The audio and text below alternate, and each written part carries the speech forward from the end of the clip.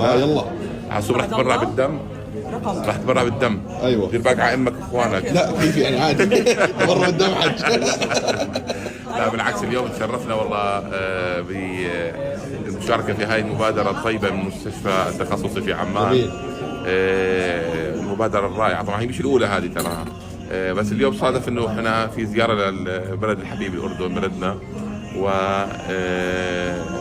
نتشرف اكثر بالمشاركه بهذه المبادرات الرائعه الحقيقه للمشاركه في دعم وتأييد وصمود اهلنا في غزه.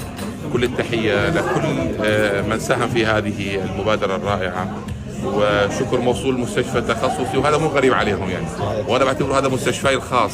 على فكره يعني عصومي ووليد والعائله كلها ترى ما عدا سند اللي عشان بالكويت ترى انولدوا في هذا المستشفى الطيب المبارك. جهودكم مباركه والله يعطيكم العافيه. دكتور فوزي الحموري الله يعطيك العافيه. كيف حالك؟ الله يحفظك يا رب يسلمك. الله يسلمك. من اوائل المتبرعين. الحمد لله. ما شاء الله عليكم يعطيكم الف عافيه. احنا فخورين فيك عصام. الله يسعدك. بالوالد وجودكم معنا اليوم. اقل واجب واحنا شايفين يعني نشميات ونشام اكيد اكيد كلهم يعني عم يتبرعوا بدمهم. الحمد لله. وهذا اقل شيء ممكن احنا نساويه. صحيح. فان شاء الله انه ربنا بيثبتهم وينصرهم. اللهم امين. الله يعطيك العافيه. سلامات.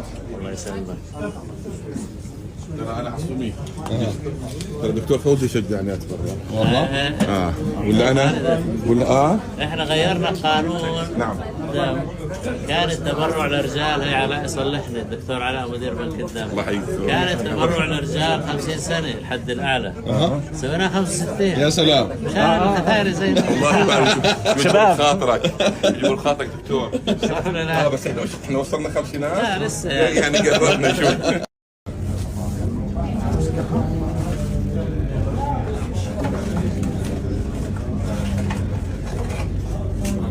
تاخذ صورة سريعة زي ما بدي حاضرين. يلا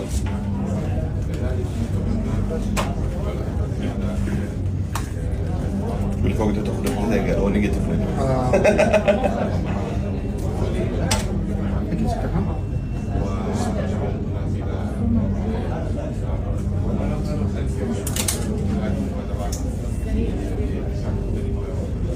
والله افتح سكر. والله بدك اياها بس تفتح تسكر تخليها مفتوحة. حاضرين. يلا بس يلا. شو الوضع جيد؟ الحمد لله. تريح شوي كثير. اوكي هيك؟ لعبة فولة. بس تمام.